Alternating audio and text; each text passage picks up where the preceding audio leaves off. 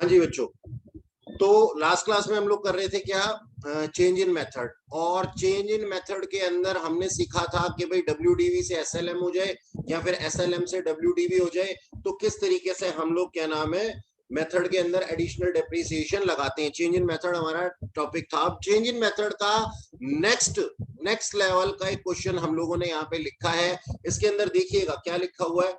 लिखा है balance in plant and machinery account वो 7,29,000 एज ऑन 31 मार्च 2021, यानी कि 31 मार्च 2021 को जो हमारे पास में बैलेंस था, आप इसको ये भी कह सकते हैं 1 अप्रैल 2021 को हमारे पास में इतना बैलेंस था। ठीक है जी। अच्छा, इसके बाद में लिखा हुआ है 1 जुलाई 2020 को कंपनी ने एक पार्ट बेच दिया है प्लांट एंड मशीनरी का, जो कि उसने कब परचेज किया था, 1/4/2018 को फॉर ₹1,00,000, 1,00,000 रुपए के लिए उसने परचेज किया था इसको और सेल कर दिया है आज, यानी कि 1 जुलाई 2020 को। डेट ऑफ परचेज क्या है उसकी? डेट ऑफ परचेज है सर ये 1/4/2018। डेट ऑफ परचेज क्या है? 1/4/2018। और कितने का खरीदा था? 1,00,000 रुपए का खरीदा था। ओके, 1,00,000 रुपए का खरीदा था। और डेट ऑफ सेल क्या है? इस साल में बेचा है जुलाई 2020 में। जुलाई 2020 में 1 जुलाई 2020 को उसने कितने का बेच दिया है? 30,000 रुपए का बेच दिया है एक पार्ट। अभी तक की इंफॉर्मेशन क्या है कि हमारे पास में बैलेंस दिया हुआ है, हमारे को ये नहीं बोला गया कि भाई हमारे पास में मशीनरी परचेज की गई है, नंबर 1। नंबर 2, उसने बताया है कि इस साल के दौरान हमने प्लांट एंड मशीनरी का एक पार्ट बेच दिया था, जिसको कि हमने खरीदा था 1,00,000 रुपए में और आज बेच दिया 30,000 रुपए में। ठीक है जी। और आगे लिखा हुआ है the part was fixed in plant and machinery at the time of purchase, यानी कि ये पार्ट उसी साल में फिक्स किया गया था जिस साल में प्लांट एंड मशीनरी परचेज की गई थी। यानी कि हमें पता लगता है कि प्लांट एंड मशीनरी कब परचेज की गई थी सर? 1/4/2018 को, जिसका की बैलेंस आज 7,29,000 रुपए है। ठीक है जी। 31 मार्च 2020, 1/4/2020 कर लो बेटा इसको। इसको 1/4/2020 कर।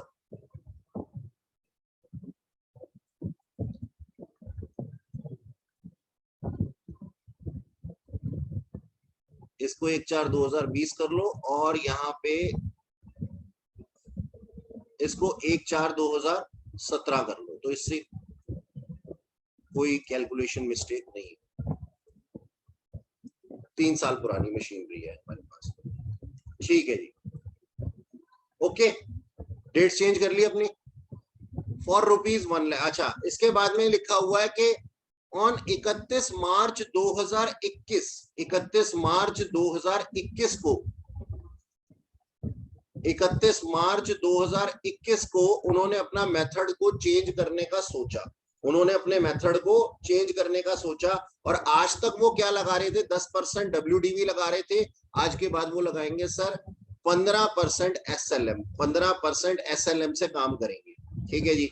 इसके बाद बताया गया कि इस साल 1 दिसंबर 2020 को एक प्लांट एंड मशीनरी परचेज भी की गई है। ठीक है जी। इस साल एक प्लांट एंड मशीनरी परचेज भी की गई है। कितने की? 5,00,000 रुपए की।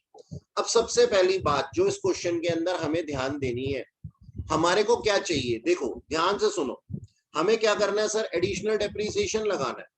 तो हम ना नोट लिख लेते हैं कि हमारी रिक्वायरमेंट क्या है सर? रिक्वायरमेंट है हमारी एक तो एडिशनल डेप्रिसिएशन, एडिशनल डेप्रिसिएशन चाहिए एक तो अपने को। ठीक है। और नंबर 2 अपने को क्या चाहिए सर? नंबर 2 अपने को चाहिए ये नंबर 1, और नंबर 2 अपने को चाहिए opening value, opening value of plant and machinery. ठीक है। Opening value of plant and machinery क्यों चाहिए? क्योंकि सर हमारे को चेक करना है, हमारे को क्या करना है? चेक करना है कि हमारा कितना डेप्रिसिएशन लगा है और कितना डेप्रिसिएशन लगना चाहिए था। और ये तो तभी पॉसिबल है ना जब हमारे पास में ओपनिंग वैल्यूज होंगी। हमारे पास इनकी 3 साल पुरानी वैल्यूज नहीं है। पिछले क्वेश्चन के अंदर क्या होता था? पिछले क्वेश्चन के अंदर हमारे को दिया हुआ होता था कि सर ये इसकी ओपनिंग वैल्यू, और हम हर साल माइनस कर करके निकाल लेते थे। लेकिन आज हमारे को उसकी डेप्रिशिएबल वैल्यू दी हुई है। कब दी हुई है? 1/4/2020 को। कितनी?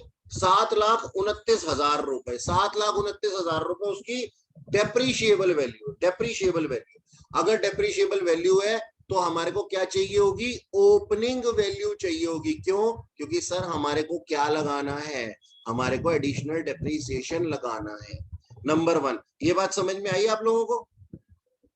जल्दी से बताओ। और दूसरा, ओपनिंग वैल्यू चाहिए, लेकिन इसमें से माइनस करेंगे value of plant and machinery sold. जो प्लांट एंड मशीनरी हमने बेच दी है उसमें से वो वैल्यू को माइनस करके रिमेनिंग वैल्यू हमारे को चाहिए। क्यों सर? ऐसा क्यों है? Why we need it?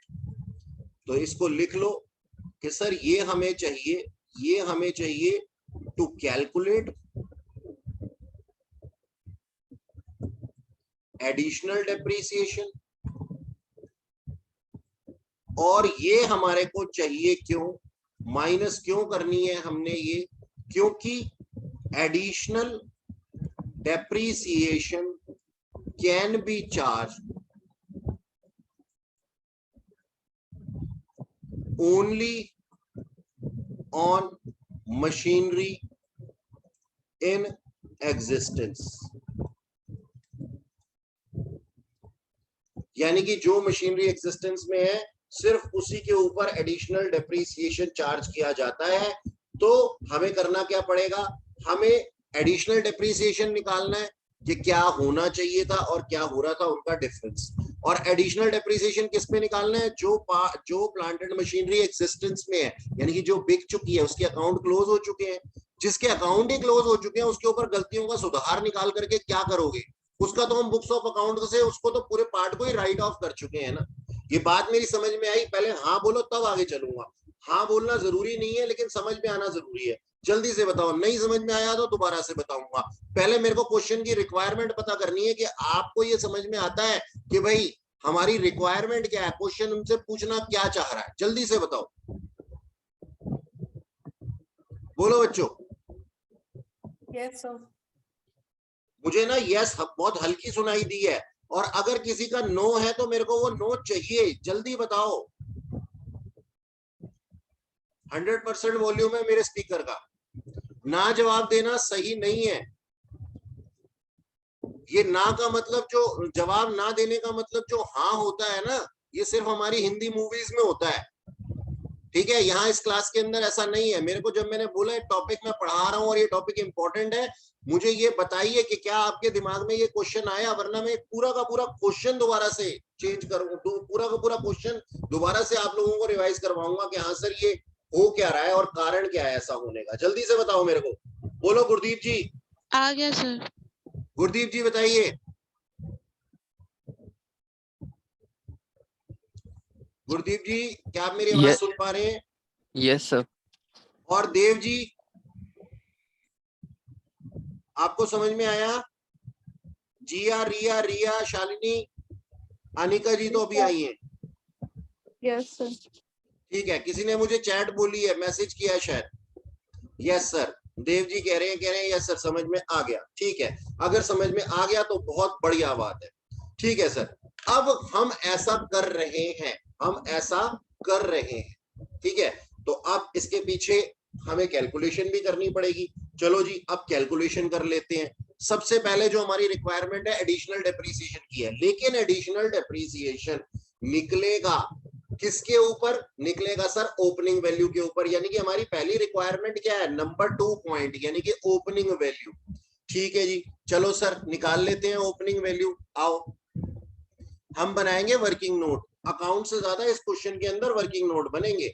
ऊपर लिखेंगे सर सबसे पहले कंप्यूटेशन, ध्यान से लिखना है बिल्कुल, computation of additional depreciation for the purpose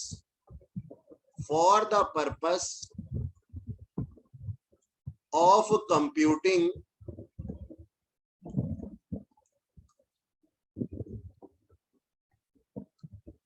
computation of additional depreciation है computation of opening value।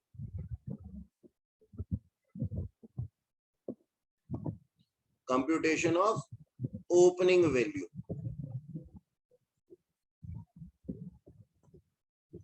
ठीक है जी, ऑफ प्लांट एंड मशीन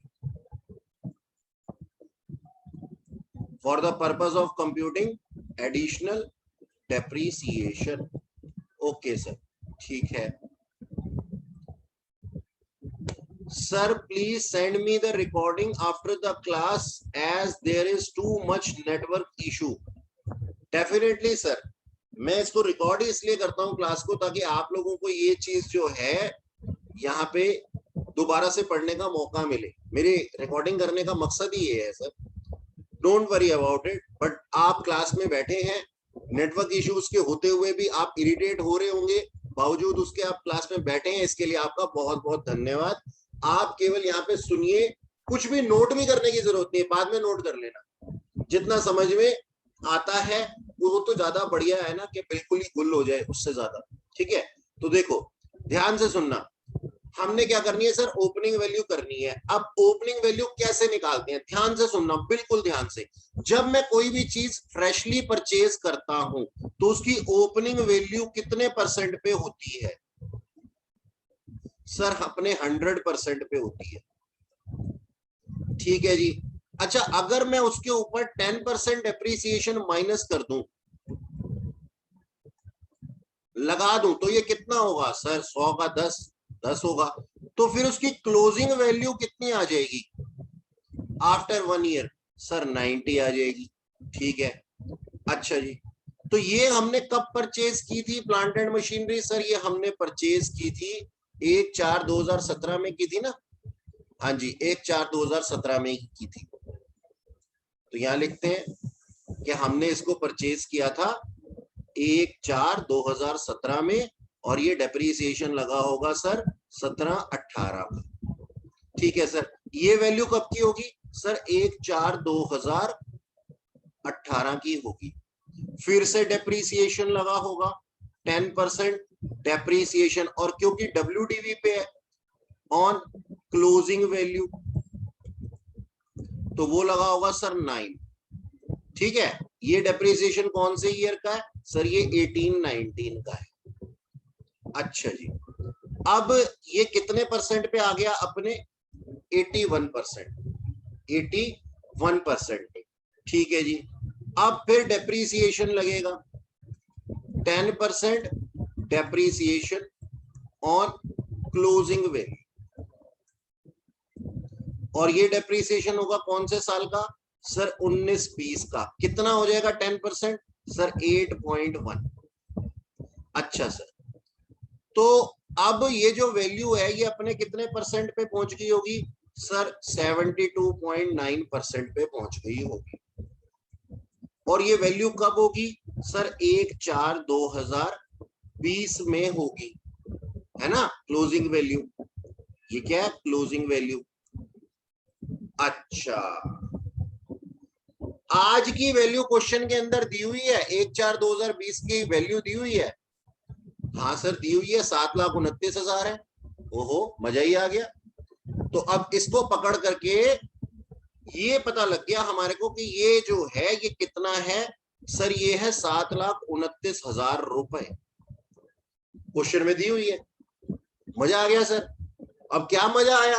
कुछ बच्चे कहते हैं क्या मजा आया सर, इससे मैं ओपनिंग वैल्यू कैसे पता लगी? लो अभी पता कर लो कि if 7,29,000 rupees is 72.9%, then what would be 100%? Opening value आ जाएगी हमारे पास या नहीं आएगी? बिल्कुल आएगी सर। हमने तो पता लगा लिया, क्योंकि हमें पता था कि ये 7,29,000 रुपए, ये कौन सी वैल्यू है? ये आज की वैल्यू है, क्लोजिंग वैल्यू 1/4/2020 की, 1/4/2020 की वैल्यू है ये। 1/4/2020 की वैल्यू है, यानी कि साल के एंड में जो बच गई है उसकी वो वाली वैल्यू है। अच्छा सर, ठीक है। और वो क्वेश्चन में दी हुई है 7,29,000 है, तो ये अपने कितने परसेंट पे है? 72.9% पे है। हमने निकाल लिया, हमें आता है निकालना, हमने इस तरीके से निकाल लिया, क्योंकि हमें पता है कि ओपनिंग वैल्यू शुरुआत में किसकी होती है? 100% ही होती है। तो हमने डिवाइड किया इसको 72.9% से, यानी कि अपने 1% पे आ गई। अगर ये 1% है तो 100% कितना होगा सर? 10 लाख रुपए होगा। मजा आ गया सर, हमारे को पता लग गया कि सर हमारी ओपनिंग वैल्यू कितनी है। अब हम क्या कर सकते हैं, ओपनिंग वैल्यू में से माइनस कर सकते हैं। एडिशनल डेप्रीसिएशन की कैलकुलेशन करने के लिए क्या माइनस कर सकते हैं, ये होना चाहिए था और ये हुआ है, और आप आपस में दोनों को एडजस्ट करके एडिशनल डेप्रीसिएशन निकाल सकते हैं। ऐसा कैसे? अभी कैसे? अभी नहीं, अभी नहीं। एक चीज आप लोगों को याद रखनी है कि एडिशनल डेप्रीसिएशन, यहां पे हमारे पास में ओपनिंग वैल्यू तो आ गई है, लेकिन अब मैं रेड पेन से कुछ लिखने जा रहा हूं, और टीचर के रेड पेन का मतलब समझते हो ना, बट आगे लिखेंगे इसके, लेकिन we need to deduct, we need to deduct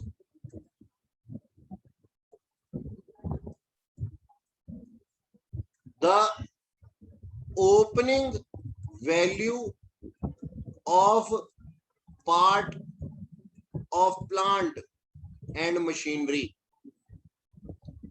which is sold during the year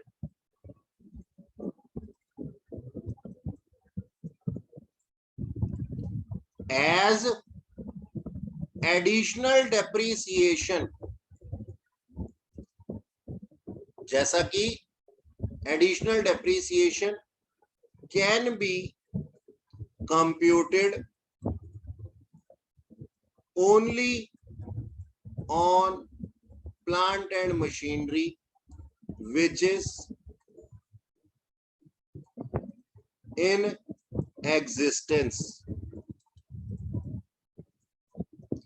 यानी कि हम उसी पार्ट के ऊपर एडिशनल डेप्रीसिएशन निकाल सकते हैं जो कि अपने पास एग्जिस्टेंस में है। तो सर 10 लाख की वैल्यू जो हमारे पास में आई है नंबर 1, इसमें से हम माइनस कर देंगे सर, डिडक्ट कर देंगे। क्या डिडक्ट कर देंगे sir? Opening value of that part. उसको हमने कितने में खरीदा था सर? 1 लाख रुपए में खरीदा था। ये हमारा क्या है?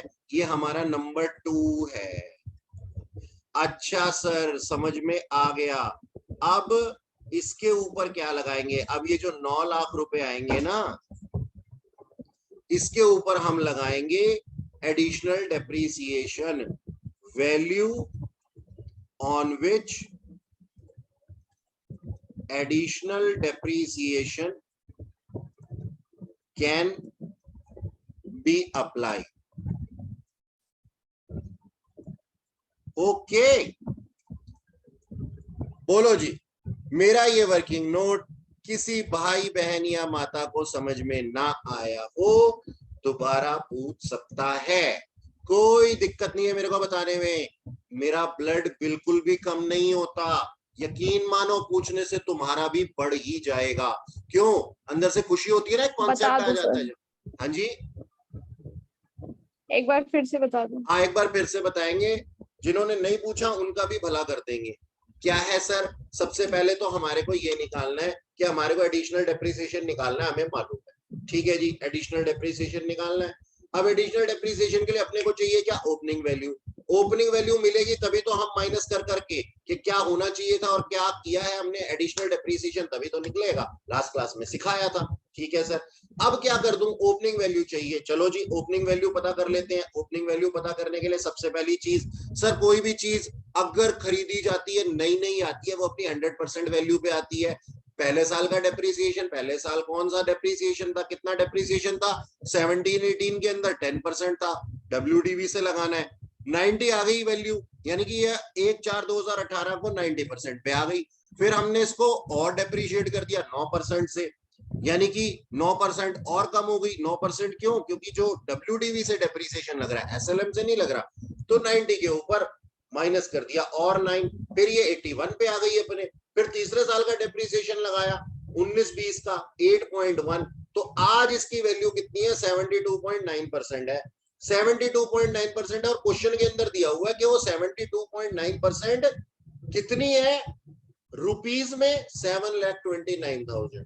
अच्छा जी, 7,29,000 अगर 72.9% है तो भैया 100% कितना होगा सर? 10 लाख रुपए होगा। हमने निकाल लिया, नंबर 1 पॉइंट आ गया।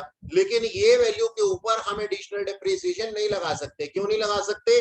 क्योंकि सर एडिशनल डेप्रिसिएशन उसी के ऊपर लगता है जो पार्ट एग्जिस्टेंस में होता है। और बाबूजी हमने इस पूरी प्लांट एंड मशीनरी को खरीदा था कब? 1/4/2017 में। लेकिन इसका एक पार्ट बेच चुके हैं ना, तो जो बेच चुके हैं उसको अलग करो जी, उसको हमेशा अलग करो, बिल्कुल अलग करो।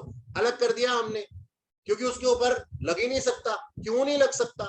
इसलिए नहीं लग सकता, वो एग्जिस्टेंस में ही नहीं है, उसके बुक्स ऑफ अकाउंट क्लोज हो चुके हैं, उसका हम काम तमाम कर चुके हैं साल के दौरान। तो उसको हटाओ। हटा दिया सर, आपने कहा, हमने मान लिया हटा दो। कितना हटाना है? 1 लाख रुपए हटाना है। सर 30,000 क्यों नहीं हटाना? अरे बुद्धू, 30,000 रुपए तो वो वैल्यू थी जिसपे वो बिका है, उसकी ओपनिंग वैल्यू माइनस करेंगे। ताकि हमारे पास, क्यों? क्योंकि हमारे पास देखो प्लांट की, पूरे प्लांट की ओपनिंग वैल्यू थी, पूरे प्लांट की ओपनिंग वैल्यू थी। तो पूरे प्लांट की ओपनिंग वैल्यू में से पार्ट की ओपनिंग वैल्यू ही जाएगी, तभी हमारे पास में आएगा कि हमारे पास opening value of remaining part कितना है, जिसके ऊपर की हम एडिशनल डेप्रिसिएशन लगा सकते हैं। बहुत से बच्चे ना भावुक होकर के, पता है, यहाँ पे 30,000 माइनस कर देते हैं। भगवान के लिए ऐसा मत करना। ये मेरे दोनों हाथ मैंने जोड़े हुए, भगवान के लिए ऐसा मत करना। क्यों? क्योंकि सर वो तो वो वैल्यू है जो कबाड़ी अंकल हमारे को दे करके गए हैं, वो उनकी ओपनिंग वैल्यू थोड़ी है। ठीक है जी, ओके जी। अब इस 9 लाख के ऊपर अपने को लगाने का है क्या? Additional depreciation. ठीक है सर, लगाएंगे जी, बिल्कुल लगाएंगे। अब next working note, computation of additional depreciation on ₹9 lakh. हाँ जी, अगर एक प्लांट एंड मशीनरी की ओपनिंग वैल्यू जो होती है वो कितनी होती है? 9 लाख रुपए होती है, और हम उसके ऊपर WDV @10% से डेप्रीसिएशन लगाएं, तो हम किस तरीके से डेप्रीसिएशन लगा सकते हैं? अच्छा, एक शॉर्टकट बता दूं तुम्हारे को, लो इसको भी हटाओ और मजेदार काम करना सिखाता हूं। मतलब तुम्हारे टाइम को सेव करते हैं। एक बात बताओ, एडिशनल डेप्रिसिएशन क्या है? जरूरी है वैल्यू से वैल्यू माइनस करनी है? नहीं सर, जरूरी थोड़ी है। लास्ट क्लास में आपने वैल्यू में से वैल्यू माइनस करके, यानी कि दोनों का डिफरेंस बताया था। आज हम परसेंटेज में से परसेंटेज माइनस करके दूसरा तरीका भी सीख सकते हैं। भाई ठीक है, हमारे को मैथ्स नहीं आता, लेकिन अकाउंट्स पढ़ाते हैं, थोड़ा थोड़ा तो आता होगा ना। हाँ सर, थोड़ा थोड़ा तो आता होगा, तो थोड़ा थोड़ा ही सीख लेते हैं। थोड़ा थोड़ा सिखा देता हूं तुम्हारे को, आ जाओ। कैसे थोड़ा थोड़ा सिखाएंगे? ऐसे थोड़ा थोड़ा सिखाएंगे। 3 साल का डेप्रीसिएशन WDV से कितना आता है? WDV total depreciation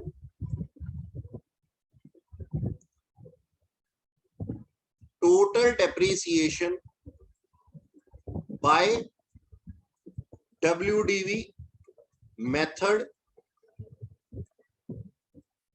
for 3 years. 3 साल थे ना? हाँ सर हमने तो भी कैलकुलेट किया था। देखो, आओ दिखाऊं तुम्हारे को झांकी हिंदुस्तान की। पहले साल 10%, दूसरे साल 9%, तीसरे साल 8.1%। क्या मैं गलत कह रहा हूं? क्या मैं झूठ बोल रहा हूं? नहीं सर, आपने अभी करके दिखाया था कैलकुलेट। तो दोबारा दोबारा क्यों इरिटेट करें हम अपने एग्जामिनर को? बोल देते हैं कि सर कितना परसेंट बन जाता है? बताना बताना, जल्दी से बताना, प्लीज बता दो कितना बन जाता है। 19 और 8.1 कितना बनता है? जल्दी से बता दो।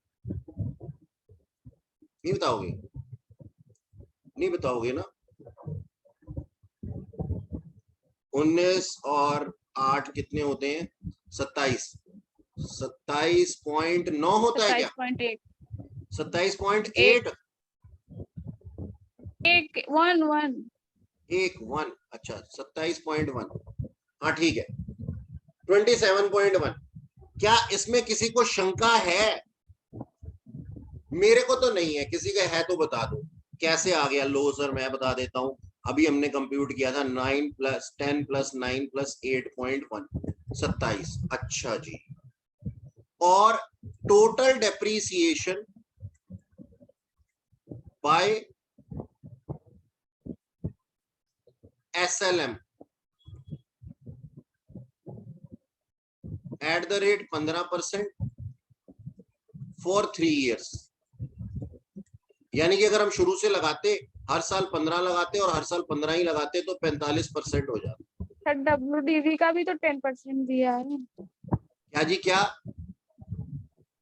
WDV का भी तो 10% दिया है।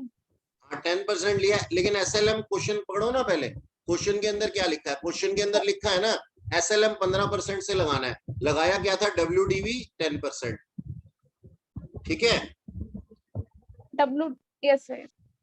जरूरी थोड़ी है सेम रेट हो, उसका मर्जी है, उसने जो भी लगाया हो। ठीक है, तो total depreciation by WDV method for 3 year at the rate 10% है ना ये, और ये SLM 15% है, तो 15 तिया 45% है। और भाई साहब अब एक काम करते हैं, 45% में से माइनस कर देते हैं, कितना? 27.1। कितना बच जाता है? यही हमारा डिफरेंस है, यही हमारा एडिशनल डेप्रिसिएशन का रेट है। नहीं बताओगे? 17.9। 17.9। ठीक है, तो 17.9 निकाल लो 9 लाख रुपए का। आया कि नहीं आया मजा? बताओ मेरे को, सारे बताओ, मजा आया कि नहीं आया? शॉर्टकट मेथड है ना। कितना आ गया ये? वैल्यू बता दो, वैल्यू बता दो।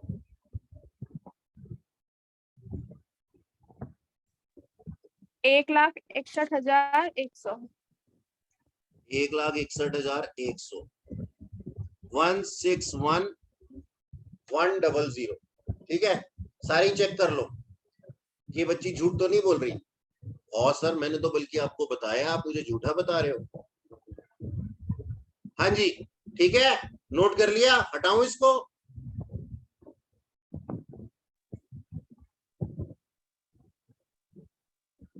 जल्दी से नोट करो।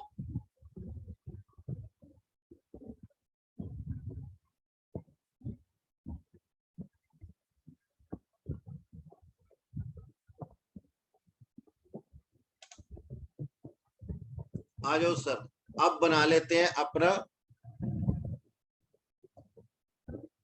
अकाउंट। देखो अकाउंट कितना आसानी से बनेगा, इसका फटाफट से बनेगा। ठीक है, फटाफट से प्लांट एंड मशीनरी अकाउंट बनेगा।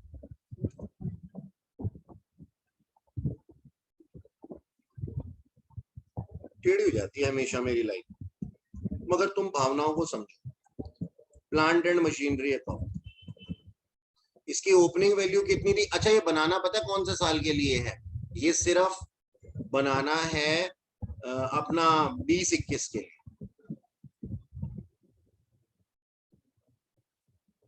ठीक है जी, 20-21 ही था ना, 1/4/2020 लिखा था। हाँ 20-21 के लिए बनाना।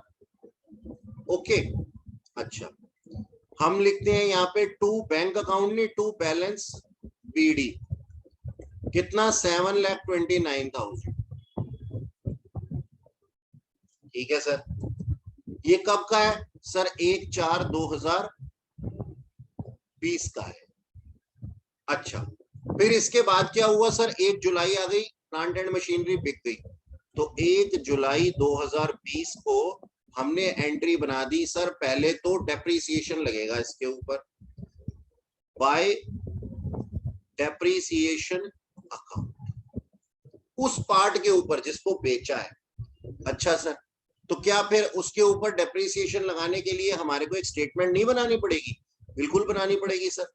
कंप्यूटेशन ऑफ प्रॉफिट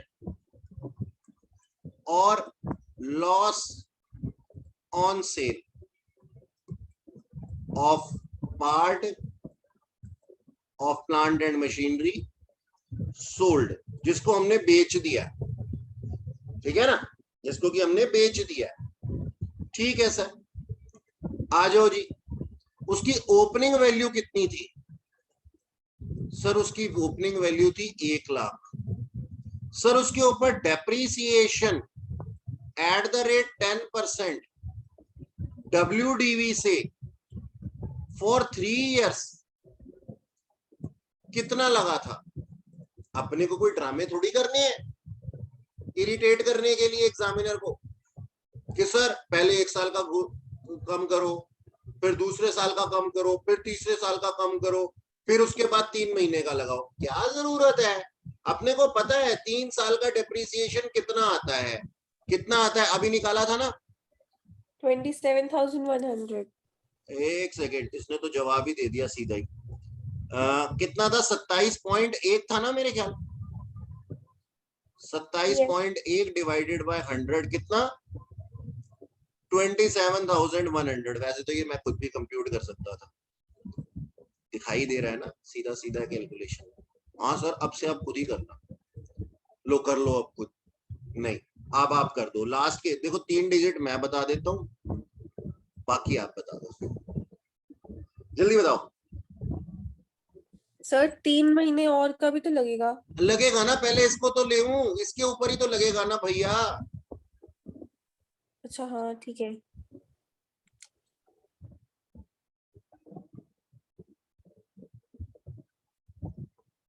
जल्दी जल्दी माइनस करके बता दो। 7 लाख नहीं 72,900। 72,900 ठीक है जी। ये हमारी वैल्यू कब आई है? ऑन 1/4/2020 को। अब माइनस करेंगे डेप्रीसिएशन फॉर 3 मंथ्स। 27,900 के ऊपर 3 महीने का डेप्रीसिएशन बता दो 10% के हिसाब से, जल्दी से बता दो।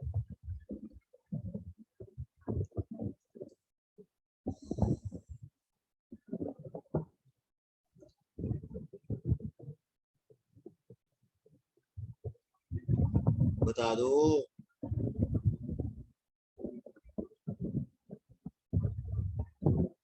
अपना 1822.5 कितना?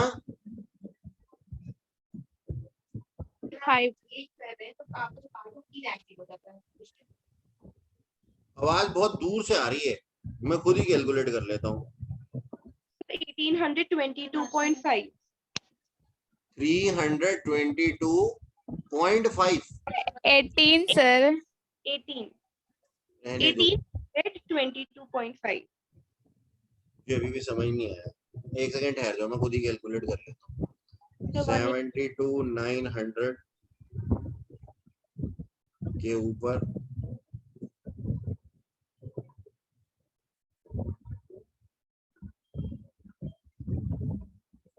1822.5, तो इसकी वैल्यू कितनी आ गई थी? माइनस कर दो 72,900, 710,775 है, इसको 78 कर दो। ठीक है, ये आ गई वैल्यू ऑन 1/7/2020, और फिर माइनस करेंगे इसमें से सेल वैल्यू। इतने का एसेट अगर 30,000 रुपए में बिक गया तो भैया हमारे को लॉस आ गया 41,078 का।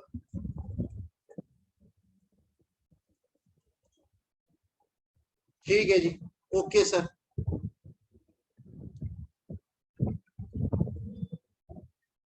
अब ये डेप्रीसिएशन था 1822.5 था। ठीक है जी। बाय बैंक अकाउंट 30,000 रुपए में बेच दिया, और बाय P&L अकाउंट लॉस आया था हमारे को 41,078। 41,078।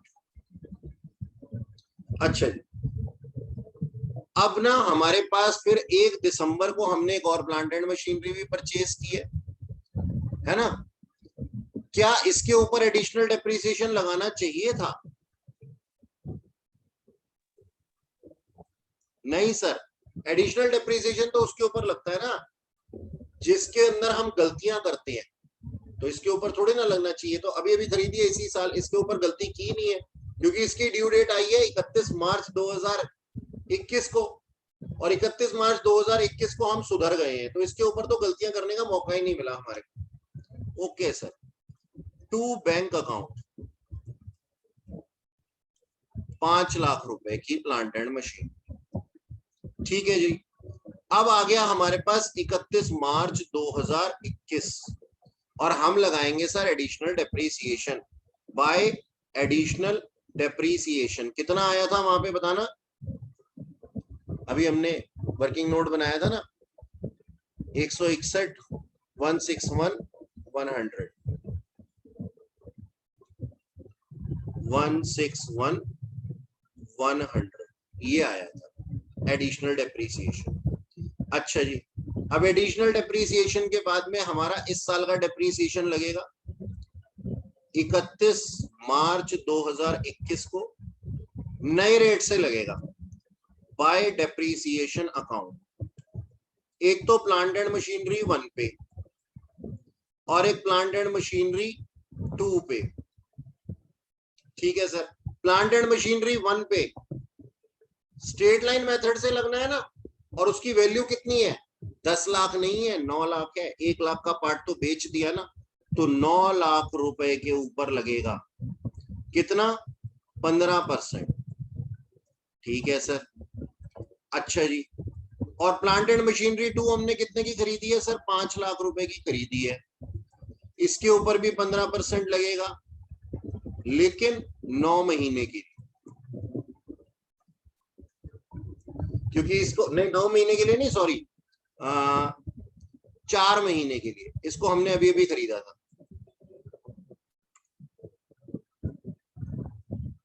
दिसंबर जनवरी फरवरी मार्च, ठीक है। अब ये दोनों वैल्यूज मेरे को बता दो। 1,35,000 फर्स्ट वाले का है और ये 25,000, ठीक है जी। अब फिर 31 मार्च 2021 को by balance CD, balancing figure,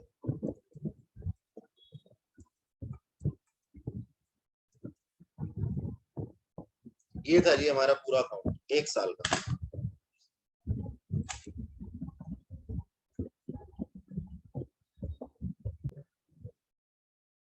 अच्छा जी, अब हमारे पास में नेक्स्ट टॉपिक है डेप्रीसिएशन के मेथड का मशीन आर रेट।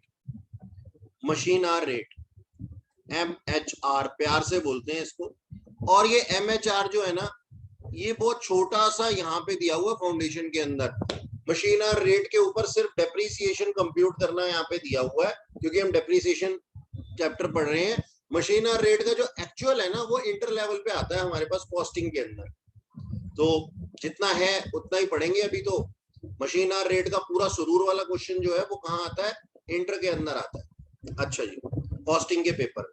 अच्छा सर, मशीन आर रेट का मतलब क्या है, सबसे पहले तो एक बात सीख लेते हैं, समझ लेते हैं कि मशीन आर रेट का मतलब क्या है, कैलकुलेट कैसे करेंगे डेप्रीसिएशन को मशीन आर रेट से। ऐसा है कि मान लो मेरे को किसी ने ये बोला कि सर आपकी जो मशीनरी की लाइफ है वो इतने घंटे है। किसी ने मुझे ये बोला कि सर आपकी एक मशीन, आपने जो मशीन ली ना, इसकी जो लाइफ है ना, लाइफ ऑफ मशीन, ये कितनी है, ये 1 लाख घंटे है। मैंने कहा ये क्या बोल रहे हो, आज तक तो मैंने लाइफ को ईयर्स में सुना है। कह रहे नहीं नहीं, ये इतने घंटे काम करेगी, इसका मतलब ये है कि आप चाहे इसको पहले साल में 1 लाख घंटे चला लो तो ये 1 साल बाद खत्म हो जाएगी। अगर आपने 2 सालों के अंदर 1 लाख घंटे चलाया तो आपके 2 साल चल जाएगी। 3 साल चलाया 3 साल, मतलब कि नंबर ऑफ ईयर से कोई मतलब नहीं है, इसकी एक वैल्यू है, इसका एक टाइम पीरियड है, और वो टाइम पीरियड आवर्स में कैलकुलेटेड है, आवर्स में, घंटों में, ठीक है सर। लाइफ इतनी थी। अब इसमें से मैंने कुछ घंटे जो थे वो फर्स्ट ईयर में चलाया, कुछ सेकंड ईयर में चलाए, कुछ थर्ड ईयर में चलाए, तो ये क्या हो जाएगा, मेरी मशीनरी 3 साल चल जाएगी, है ना। बस यही कॉन्सेप्ट अपने को सीखना है। हमें क्या देखना है, कि यहाँ पे कैलकुलेट किया जाता है डेप्रिसिएशन हर घंटे के हिसाब से, यानी कि 1 आवर के अंदर हमारा मशीन का डेप्रिसिएशन कितना होगा, 1 आवर के अंदर हमारा मशीन का डेप्रिसिएशन कितना होगा, ये हमें पता लगाना है। चलो एक क्वेश्चन देख लेते हैं, समझ लेते हैं चीज को। हमारे पास क्या दिया हुआ है, ए machinery was purchase for 30 lakhs। अच्छा sir, having estimated working life 24,000 घंटे, और उसकी स्क्रैप वैल्यू कितनी एस्टिमेटेड थी, 2 लाख रुपए। तो अगर मैं आपसे पूछूं कि एक्चुअल कॉस्ट कितनी है, सर एक्चुअल कॉस्ट 28 लाख रुपए है, 2 लाख माइनस करने के बाद, क्योंकि वो 2 लाख रुपए रिकवर हो जाएंगे, ठीक है, तो वो कॉस्ट हमारी रिड्यूस हो जाएगी उससे, ठीक है जी। The anticipated pattern of the distribution of effective hours are as follows, यानी कि वो कहता है कि जो 24,000 घंटे की चलने वाली है ना, इसमें से 1 से 3 साल तक, 1 से 3 साल तक उसने चलाया है इसको 3,000 आवर्स, यानी कि फर्स्ट ईयर में कितनी चली सर, 3,000 आवर्स, सेकेंड ईयर में सर फिर 3,000 आवर्स, फिर थर्ड ईयर में सर फिर 3,000 आवर्स।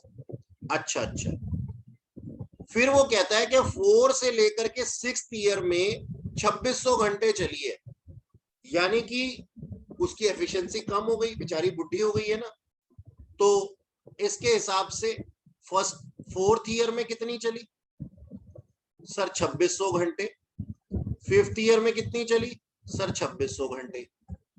कितने घंटे कंज्यूम हो चुके हैं आज तक सर, 9,000 आवर्स ये प्लस 26 और 26 ये, 6 साल के बाद। अच्छा, अब बेचारी मशीनरी और बूढ़ी हो गई, और फिर 7 से लेकर के 10 ईयर्स तक कितने घंटे चलिए, 1800 घंटे चलिए, यानी कि 6th ईयर में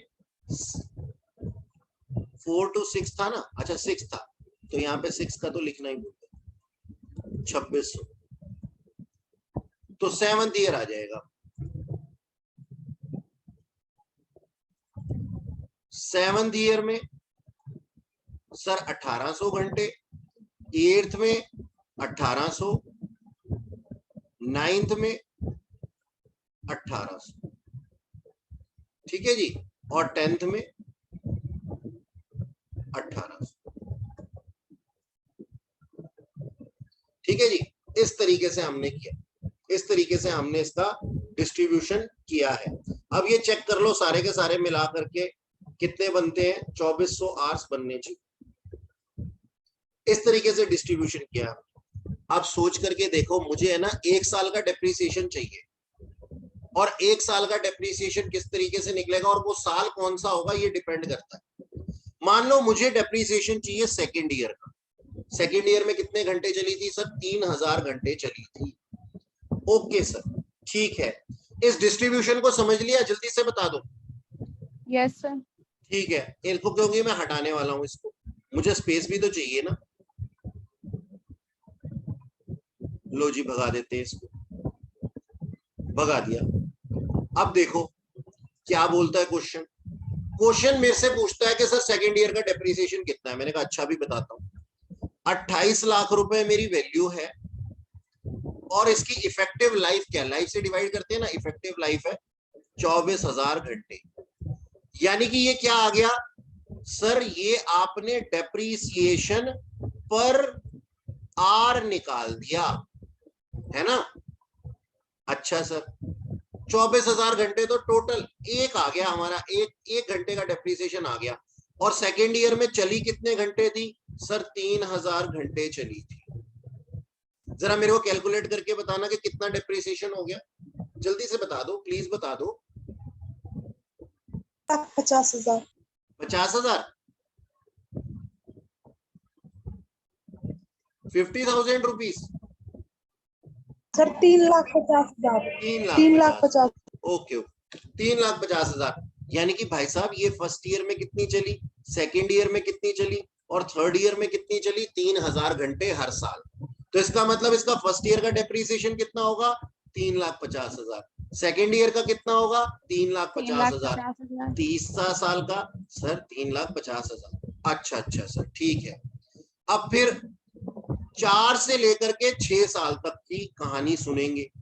4, 5, 6, 4, 5, 6, 4, 5, 6 में कितने घंटे चली थी सर? 4, 5, 6 में चली थी 2600 घंटे।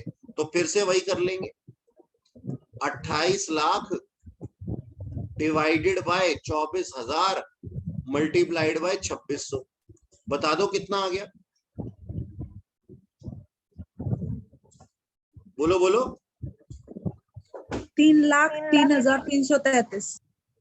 3,30,000 कितना कितना? 3,000 सर, 3,03,000। अच्छा 303। जब किसी को समझ नहीं आए तो उसको इस तरीके से समझाना चाहिए, फिगर्स बोल करके। अब मेरा इरेजर गायब हो गया, कहाँ गया मेरा इरेजर? ये रहा।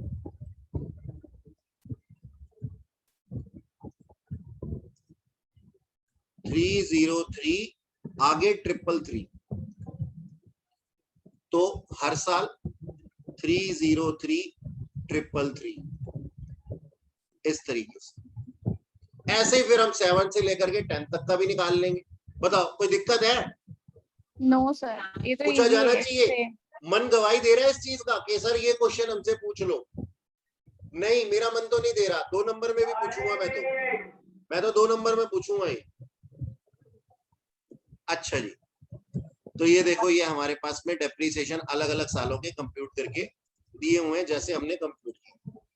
ठीक है सर, समझ में आ गया। आगे चलो। सर ऐसा भी आता है पेपर में? नहीं आता, और अगर आएगा तो 2 नंबर में आएगा, लेकिन छोड़ना नहीं है। मैं किसी टॉपिक को छोड़ने की सलाह बिल्कुल नहीं देता, ठीक है?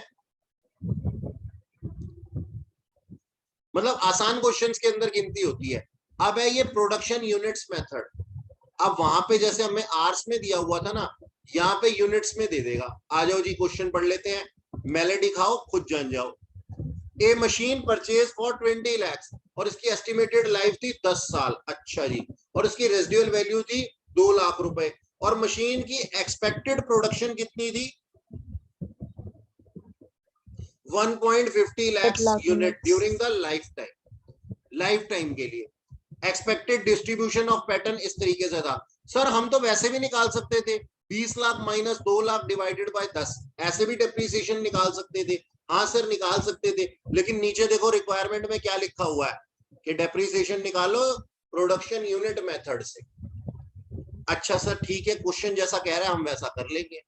1.5 लाख यूनिट्स वो बनाता है टोटल अपनी लाइफ के अंदर। उसकी वैल्यू कितनी है सर? सबसे पहले तो उसकी वैल्यू है 18 लाख, क्योंकि 2 लाख रुपए रिकवर हो गया ना। इसको डिवाइड कर दो 1.5 लाख से, 1,50,000 यूनिट से। यानी कि हम क्या पता लगा रहे हैं? पिछले पॉइंट में, पिछले वाले क्वेश्चन के अंदर हम क्या पता लगा रहे थे कि हमारा डेप्रीसिएशन पर आर कितना था, और फिर उसको हमने मल्टीप्लाई कर दिया नंबर ऑफ आवर्स से, जितने वो साल चली थी। यहां हम क्या पता कर रहे हैं? यहां हम ये पता कर रहे हैं कि 18 लाख रुपए की मशीनरी के ऊपर जो डेप्रिसिएशन लगेगा वो पर यूनिट के हिसाब से कितना लगेगा। यानी कि अगर मैं ये एक पेन बनाता हूं अपनी प्लांट एंड मशीनरी से, तो ये एक पेन 18 लाख की मशीनरी में से कितनी कॉस्ट खींच पाया, ये समझने की कोशिश कर रहा हूं मैं। एक यूनिट के ऊपर कितना डेप्रिसिएशन लगा। ठीक है सर, पर यूनिट डेप्रिसिएशन आ गया हमारे पास में। पर यूनिट डेप्रिसिएशन बता दो जल्दी से, कितना आ गया? नहीं बताओगे तो मैं बताऊंगा फिर तुम्हारे। 12 12 ठीक है जी, ₹12। अब सोचो 1 से लेकर के 3 साल तक कितने यूनिट बनाए थे हमने? सर एक यूनिट के ऊपर 12 रुपए का डेप्रिसिएशन लगता था, और हमने पहले दूसरे और तीसरे साल में 20,000 यूनिट बनाए थे पर ईयर। तो हमारा टोटल डेप्रिसिएशन 1 साल का कितना होगा? जल्दी से बता दो सर। 2,40,000 रुपए। कौन से साल तक सर? फर्स्ट ईयर में, सेकेंड ईयर में और थर्ड ईयर। बस सर। अच्छा, अब रुपीस का रेट तो हमारे पास आ गया ना, ₹12। हमने मल्टीप्लाई कर दिया किससे? 15,000 यूनिट से। 4 से लेकर के 7, तो 15,000 यूनिट बनाए। कितना आ गया ये? 1,00,000। 1,80,000। ठीक है, 4, यस सर। 5, 6 और 7वें साल के लिए, ठीक है जी। फिर 8वें और 9वें साल में कुछ और डेप्रिसिएशन आ जाएगा, इसी के हिसाब से निकाल देंगे। ₹12 इंटू 10,000, 1,20,000। 1,20,000, ठीक है। कौन से साल में? 8वें में, 9वें में और 10वें साल में। बताओ था किस कुछ इसके अंदर? लो आंसर चेक कर लो। कुछ नहीं सर। 2,40, 1,80 और 1,20। बताओ जी, लड्डू सा था। आगे चलते हैं। डिप्लीशन मेथड, नाम रखे हुए हैं बस इनके। अब इसको भी सोच लो, ये डिप्लीशन मेथड किसके ऊपर लगता है? ऐसी चीजें जो धीरे धीरे खत्म हो जाती हैं, डिप्लीश हो जाती हैं, यानी कि खत्म। कहने का मतलब क्या है? कहने का मतलब ये है सर, जैसे कोल माइंस वगैरह होती है, कहते हैं ना, बचपन से सुनते हुए आ रहे हैं कि नेचुरल रिसोर्सेज जो होते हैं वो क्या होते हैं? वो लिमिटेड है, वो एक टाइम बाद खत्म हो जाते हैं, है ना। तो नेचुरल रिसोर्सेज के ऊपर हम लोग ये लगा सकते हैं। देखो मैं समझाता हूं इसके अंदर किस तरीके से काम होता है। पहले क्वेश्चन पढ़ते हैं। Messrs Surya and company took a lease of quarry on 1/1/2017 for 1 crore rupees. ठीक है सर, क्या हुआ इसका?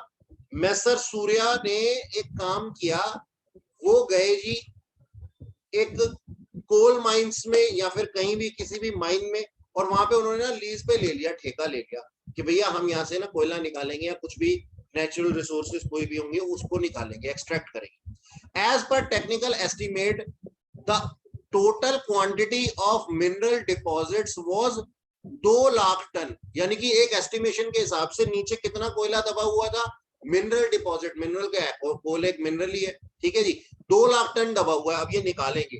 2 लाख टन के लिए को निकालने के लिए उसने कितने की लीज का खर्चा किया है? यानी कि उसकी ये लीज पे लेना, पैसा खर्च करके। अब प्लांट एंड मशीनरी हम परचेज करते हैं तो हमारा कैपिटल एक्सपेंडिचर होता है ना, ऐसे इसका भी 1 करोड़ रुपए कैपिटल एक्सपेंडिचर है, ठीक है sir. Depreciation charge on the basis of depleting method extraction, the pattern is give extraction pattern is given in following table. मतलब नीचे लिखा हुआ है, क्या लिखा हुआ है? कहता है उसने जो था कितना एक्सट्रैक्ट किया 2017 में, 3 साल तक किया। 2017 में 2000 टन, 18 में 10,000 टन और 19 के अंदर 15,000 टन एक्सट्रैक्ट कर लिया। ठीक है, कोई बात नहीं, आ जाओ चेक कर लेते हैं। पहले तो पर टन के हिसाब से हम इसकी कॉस्ट निकाल लेंगे।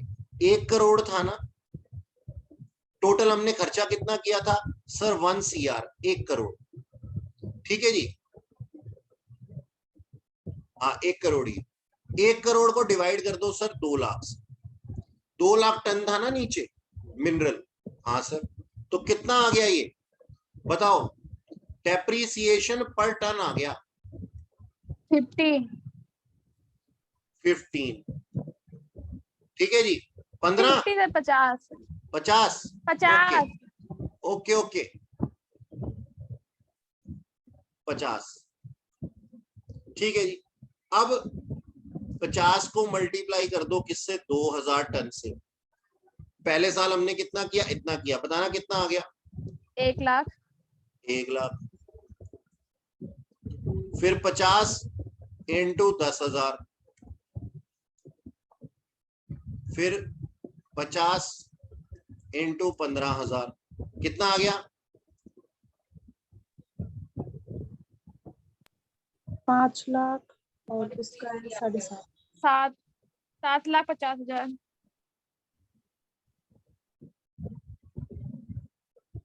जो भी आ गया।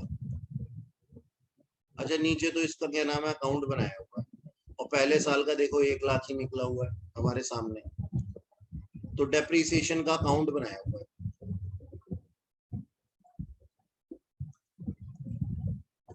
देखो अब इसका अकाउंट बनाना कोई मुश्किल थोड़ी है। हमने कितने में परचेज किया था सर? 1 करोड़ में। पहले साल का डेप्रिसिएशन हमने निकाल लिया ना, ये तुम मेरे को इसकी वैल्यू बताओ।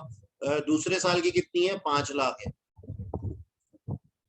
दूसरे साल की है 5 लाख और तीसरे 7.5 लाख। 7,50,000। सिर्फ 3 साल का ही दिया हुआ है हमारे पास डाटा, हमें 3 साल का ही अकाउंट बनाना है। पहले साल डेप्रीसिएशन लगा, देखो डेप्रीसिएशन की वही एंट्री है, depreciation account debit to lease account, यानी कि यहाँ पे प्लांट एंड मशीनरी की जगह लीज लिख दिया 1 लाख रुपए। अब वैल्यू डेप्रीशिएट होकर के कितनी रह गई, 99 लाख रह गई सर, 99 लाख रह गई। ये हमारी अगले साल की ओपनिंग वैल्यू बन गई। फिर डेप्रीसिएशन लगा जो हमने ऊपर निकाला था 5 लाख, WDV SLM मत निकाल देना, उस हिसाब से जो हमने वर्किंग नोट बनाया उस हिसाब से ही ले आएंगे, ठीक है। फिर 5 लाख, फिर बैलेंस शीट कितना बच गया, 94 लाख, अगले साल का ओपनिंग बन गया। फिर डेप्रीसिएशन हमने 3 साल का निकाला, तीसरे साल का निकाला 7,50,000, तो हमारी क्लोजिंग वैल्यू इतनी आ गई, ठीक है। और ये डेप्रीसिएशन अकाउंट, जितना भी डेप्रीसिएशन था वो सारा का सारा कहां चला जाता है जी, P&L अकाउंट में ट्रांसफर हो जाता है, ठीक है, हर साल।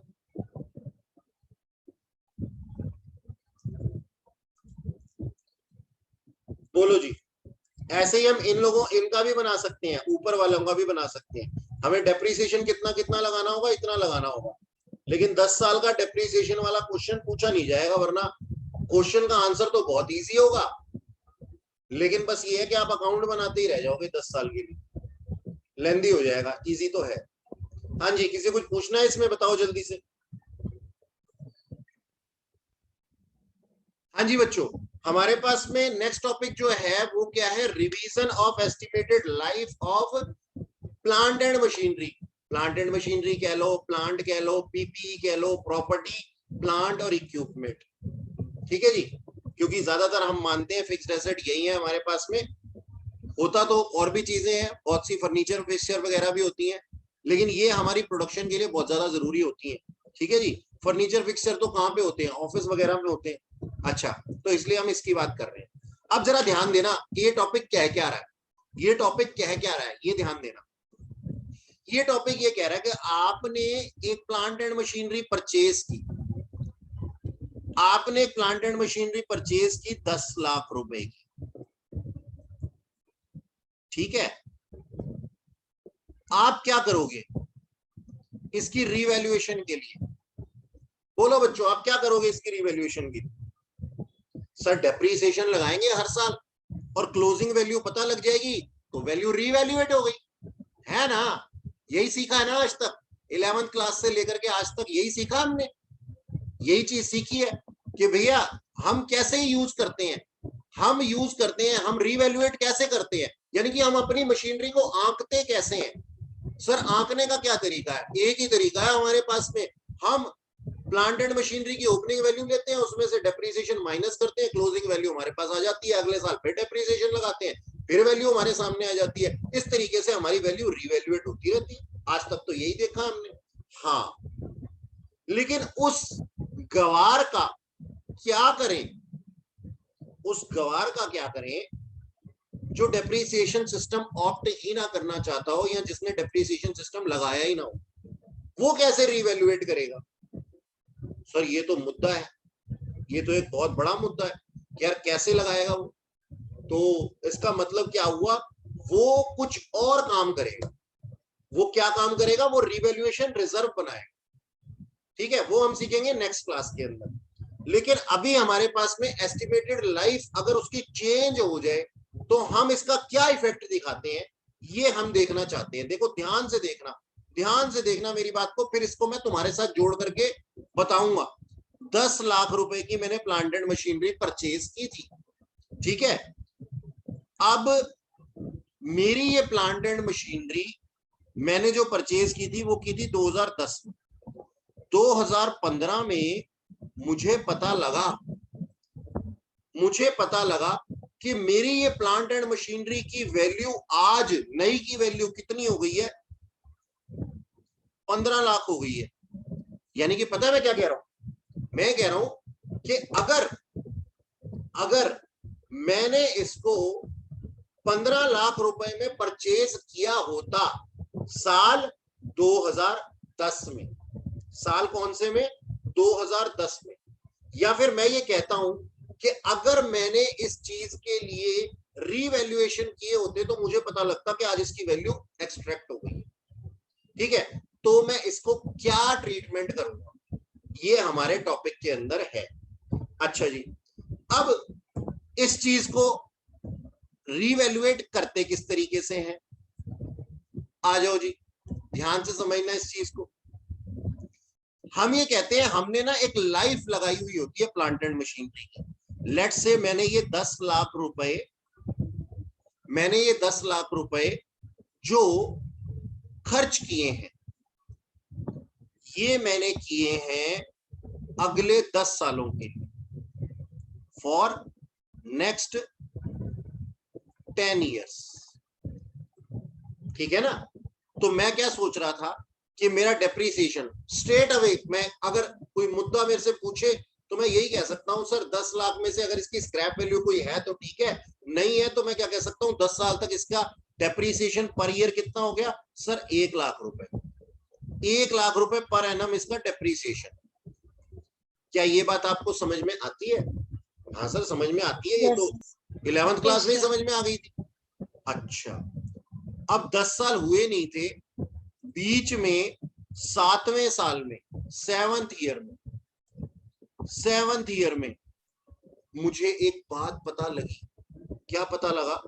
मुझे पता लगा ओहो मैंने इसकी एस्टिमेटेड लाइफ लगा रखी थी अभी 3 साल, और 3 साल बचे ना, 7वें साल में पता लगा 8, 9 और 10। मेरे मन में क्या था 8, 9 और 10, लेकिन मुझे पता लगा कि अब इसकी एक्चुअली मुझे ये फैक्ट मेरे सामने आया कि इसकी जो एक्चुअल लाइफ है वो अब मेरे हिसाब से कितनी रह गई है सर 2 इयर्स रह गई है। यानी कि मैं देख रहा हूं ना उस मशीनरी को काम करते हुए।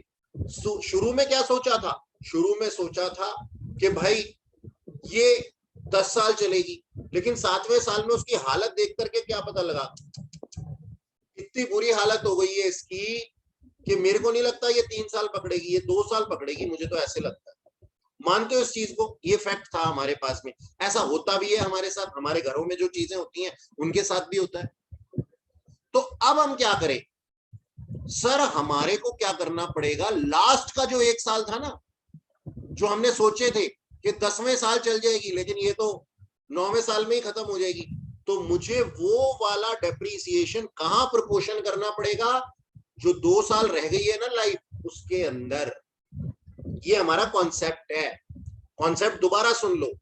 अगर मुझे ये पता लगता है, अब पूरा का पूरा सुन लो, अगर मुझे लाइफ के दौरान ये पता लगता है कि सर जो एस्टिमेट मैंने शुरू में लगाया था वो एस्टिमेटेड नहीं चल रहा और इसकी वैल्यू ऑफ लाइफ अब कुछ और ही है, तो सर जितने भी टाइम कम हुआ होता है उस टाइम के अंदर मैं वो वाला डेप्रीसिएशन भी चार्ज कर देता हूं जो कि मैं लास्ट ईयर में लगाने वाला था। लास्ट ईयर में लगाने वाला था मतलब कि उस टाइम पीरियड में लगाने वाला था जो टाइम मैंने पहले एस्टिमेट किया था, लेकिन अब पता लगा कि वो टाइम है नहीं मेरे पास। तुम्हारे लेवल पे बताऊं जो तुम करते हो, क्या तुम ये सोचते हो हमारे पास में अभी 6 महीने हैं, ठीक है, और मान लो पेपर हो जाए प्रीपोन, पोस्टपोन नहीं, प्रीपोन हो गए, 6 की जगह 4 महीने हो गए, अब तुम्हारे पास सिर्फ 4 महीने हैं। तो तुम बताओ जो काम तुम 6 महीने में करने वाले थे अब वो 4 महीने में करना पड़ेगा ना, तो इसका मतलब क्या हुआ? एक्स्ट्रा काम करना पड़ेगा ना, बस यहाँ पे एक्स्ट्रा डिप्रिसिएशन लग रहा है। Number 1 number 1 point. हाँ सर अब समझ में आ गया मेरे को, अब समझ में आ गया, ये नालायकी तो हम सारे ही करते हैं। तुम कोई नए थोड़ी हो, तुम्हारा सर भी तुम्हारे साथ था जबकि वो तुम्हारी स्टेज पे था। तो कहने वाला मतलब है हम सारे को ये कहे ना, आज हम भाषण देने लग जाए कि हाँ सर हम तो शुरू से ही ऐसे थे, बड़े अच्छे थे। अपने को अच्छा कहने से कुछ नहीं होता, ठीक है जी, और सारे एक जैसे ही होते हैं, ह्यूमन टेंडेंसी है। हाँ आप में और हमारे में डिफरेंस क्या है? हमारे को थोड़ा जल्दी समझ में आ गया, कोई बात नहीं, तुम्हें भी जल्दी समझ में आ गया तभी पढ़ रहे हो। अच्छा सुनो, ध्यान से सुनो, अब यही चीज दूसरे पॉइंट ऑफ व्यू से समझाता हूं। मान लो पेपर प्रीपोन की जगह पोस्टपोन हो गए, पेपर प्रीपोन की जगह पोस्टपोन हो गए, अब क्या करेंगे सर? हमारे पास तो 6 महीने की जगह 9 महीने में है, आराम से काम करेंगे बैठ करके। अब इसका मतलब क्या हुआ? हमने कोर्स जो 6 महीने में करना था उसको 9 महीने में करेंगे, यानी कि पहले हम चैप्टर करने वाले थे 6 महीने के अंदर 6, अब हमारे को करने हैं 9 महीने के अंदर 6। तो पहले हमारी एवरेज क्या आ रही थी, एक चैप्टर की आ रही थी एक महीने में, अब थोड़ी कम हो जाएगी। इसी तरीके से यहां पे भी है, अगर एस्टिमेटेड लाइफ, यूजफुल लाइफ मैंने लगाई थी 10 साल और वो हो जाए कितनी, 15 साल। मैंने कहा यार मैं तो इसके बारे में गलत सोच रहा था, मैं तो इसके बारे में गलत सोच रहा था, ये जो है ये तो मशीनरी और भी आगे जाएगी अभी, और बहुत अच्छी पड़ी हुई है, अच्छी कंडीशन में है। तो फिर मैं उसका डेप्रिसिएशन जो है वो क्या कर दूंगा, कम कर दूंगा थोड़ा सा। और अगर टाइम पीरियड कम रह गया तो डेप्रिसिएशन बढ़ाना पड़ेगा, है ना, ऐसा होगा। बस यही बोलता है ये मेथड, ये कॉन्सेप्ट है इसके पीछे। देखो जी, अब इसको जो मैंने बोला है यही सब कुछ आपको इलिस्ट्रेशन के अंदर करके दिखाता हूं। देखो क्या लिखा हुआ है, ये मशीनरी कॉस्टिंग जिसकी की कॉस्ट थी कितनी, 6 लाख रुपए, डेप्रिशिएट किया गया था जिसको स्ट्रेट लाइन मेथड से, कितने सालों के लिए, 10 सालों के लिए, जिसकी रेजिडुअल वैल्यू निल थी, यानी कि स्क्रैप वैल्यू निल थी, फॉर 3 इयर्स। नहीं, ये क्या लिखा था, ए machinery costing 6 lakh is depreciated on straight line basis assuming that 10 working years life है उसकी एंड नील रेजिडुअल वैल्यू है for 3 years। The estimate of the remaining useful life after third year was reassessed at 5 years। इसका मतलब क्या हुआ sir, ये मेरा first year था, साल 2010, मैं यहां से चला, ठीक है, 3 साल, ठीक है जी, 10, 11, 12, ठीक है जी, यानी कि 3 इयर्स। थर्ड ईयर में मेरे को पता लगा कि मैंने जो सोच करके रखा था वो क्या रखा था कि अब ये कितना चलेगी, 7 इयर्स और चलेगी, जबकि हुआ क्या, पता लगा कि सर 5 इयर्स और चलने वाली है। एक्चुअली फैक्ट ये दो सामने आ गए मेरे पास। तो मुझे क्या करना पड़ेगा, मुझे एक्सेस डेप्रिसिएशन लगाना पड़ेगा।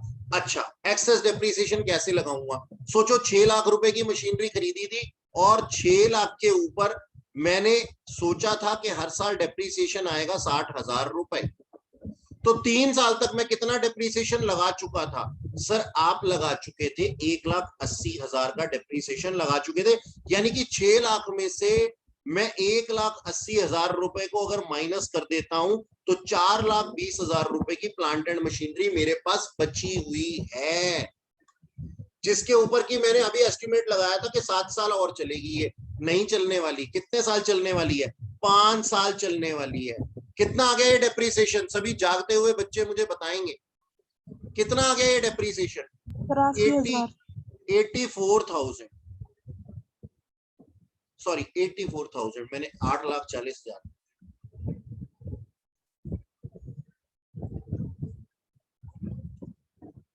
$84,000। भाई देखो पहले कितना डेप्रिसिएशन लगा रहा था हर साल, सर 60,000, अब कितना डेप्रिसिएशन लगा रहा हूं हर साल, 84,000। 84,000 ये 84,000 में क्यों कन्वर्ट हो गया, क्योंकि सर मुझे पता लग गया मेरे एग्जाम पोस्टपोन, प्रीपोन हो गए हैं, एग्जाम प्रीपोन हो गए हैं, मतलब ये यूजफुल लाइफ इसकी कम हो गई है, इसको जल्दी से बेचना पड़ेगा, भगाना पड़ेगा, साइन आउट करना पड़ेगा इसका। तो जितना टाइम रह गया उसके अंदर सारे के सारी वैल्यू को निपटाना है, तो डिवाइड बाय 5 करेंगे। ये देखो सोल्यूशन में यही कर रखा सारा कुछ। और अगर सर 9 इयर्स और 10 इयर्स होता तो हम तो ऐसे ही 9 कर करते हैं ना देते, फिर हमारा डेप्रिसिएशन रिड्यूस हो जाता, पहले लगा देते 60,000 और मेरे ख्याल में 10 या 15 या 20 जितना भी हो जाता उससे, यानी कि नई री वैल्यू से जो हमने रीअसेस की है ना लाइफ, उससे डिवाइड करना है नया डेप्रिसिएशन निकालने के। ठीक है जी, दो चीजें ध्यान रखनी है, दो चीजें ध्यान रखनी है, गलती से 6 लाख को मत कर देना। चमत्कारी बाबा होते हैं कई बच्चे, यहाँ पे 6 लाख लिख देते हैं, ओ भैया 6 लाख की मशीनरी बची थी क्या, जो बची है उसी को तो डेप्रिशिएट करोगे।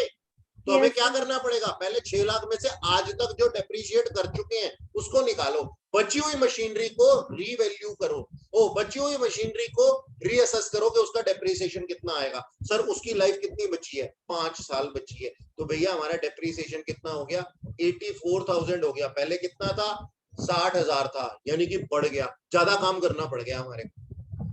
अगर ज्यादा हो जाते हैं हमारे ईयर्स तो फिर हमारा डेप्रिसिएशन और कम आ जाता, सिंपल है। हाँ जी बताओ, ये टॉपिक किसी को समझ में ना आया हो तो पूछो, जल्दी पूछो।